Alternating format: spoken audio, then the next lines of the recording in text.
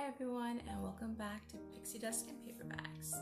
So this video I'm going to do my top 5 best reads of 2025. I have a notebook that I wrote them down in, so I might be glancing down from time to time because I don't actually have it memorized. So my top 5 for 2025 in no particular order. Number 1, Sunrise on the Reaping. Are we shocked to see it there? Absolutely not. This book emotionally wrecked me. I mean, it was emotional damage. I don't think there was a dry eye any night that I read this book. I stayed up all hours reading this book. I finished it in, like I said, 2 or 3 days. And it was a lot of snotting, ugly crying. It was horrendous. But she definitely knows what she's doing. I definitely feel like it was the missing piece to the series, and it kind of tied everything in. I like the Ballad of Songbirds and Snakes, but this was definitely the piece that she was missing. Like, I could have done without the Snow origin story, you know? Hey Rich, I'm so excited for the movie to come out this year. The next book, also is probably not a shocker, was Alone with You in the Ether. This one made me cry throughout, and I was completely and utterly shocked. I was very pleased. Blake's prose in this book was so beautiful. It was very well written, and her words were just like symphonies in my ears. I don't know how to describe it. It was just honestly so beautiful. I did an immersive reading while annotating this one for a traveling book, and that just made it even better. There's a scene in the book where it's like not known that it's supposed to be coming from her mother's voice, but it's like internalized in her head, and then it switches to her voice internalizing, telling her all these things. But the narrators did an amazing job at portraying that, obviously, with the different narrators. The audiobooks did a great job of portraying that with the different narrators. And I think that by reading it, I may have not have picked up on it. I don't know if everyone else did, but I might be a bit dumb, who knows? But I honestly think that the way she handled mental health, especially bipolar disorder, and manic episodes, was very well done. And a lot of people say that there's a lot of stigma around the fact that she stopped taking her medication, and they thought that it was promoting like a negative mindset against medication, when to me, in reality, that's just how mental health is. I know someone with bipolar disorder, and sometimes they choose not to take their medication, and I mean, that's a choice that everyone has. It may not be the best choice at times, but they feel like it might be the best for them in that moment, and that's okay. And obviously taking medication is okay as well. The next book was also part of the sister of a traveling book, Red Rising. Now, I don't read very much sci-fi.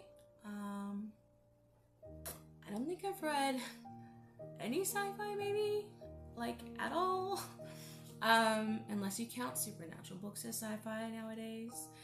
But I was pleasantly surprised. This book also did make me cry. It made me think. It was definitely giving the Hunger Games vibes that I needed, because I was still on that Hunger Games train from Sunrise on the Reaping. I did immersive reading with this one as well. Like I said, I like doing that with my annotating. It just, to me, just heightens the experience. So yeah, I definitely think that the narrator did a great job. The author, Pierce Brown, he did an amazing job. And yeah, there was some nods towards the Hunger Games, a couple things that I was like, Hunger Games coded, but it wasn't like overly in your face, and I think that it was also very well executed. The next book is Afterlife by Gail Forman. This book was gifted to me during a time where I needed it. Unfortunately, last year I lost my grandmother to a long battle of dementia/Alzheimer's, and living in a different country to your family and not having the means to get home when something like this happens is very tough. And I went through a very dark couple months, and this book was gifted to me by a lovely woman on Bookstagram, and it genuinely helped. I think it was a new release and had just come out, I think the month prior, if I remember correctly, and it just helped me through the grieving process, which is funny because the book is about a girl who, I don't want to tell too much, but like, read it to understand. It was just really well done. And Gail Forman, she always does really well with books about grief or mental health. Her contemporary is just amazing. And then the last book, or I should say books, for me for 2025 will always be in my top books, the Harry Potter series. I know a lot of people have a lot of problems or issues with JK and her views on things, but honestly, Harry Potter has been a love of my life for a very long time. I remember listening to the audiobooks when in the 90s, I think, and I was in like late 90s, and I remember being in the back of my Grammy's, that's what we call my dad's mom's van, and we were driving up to Northern California to visit my dad's side of the family, and I remember I think it was her van anyway, and she had specifically gotten the Harry Potter books on, I remember they're on CD, and just for the ride, and I remember listening to them, and I remember falling asleep listening to them. I remember, I think my mom read us the first book, and maybe the second book. I don't know about the third. I think I may have read the third by myself, and then I just continued on. My favorite book is probably The Goblet of Fire. I think if I had to pick one, it would definitely be that one. I just love the Triwizard Tournament.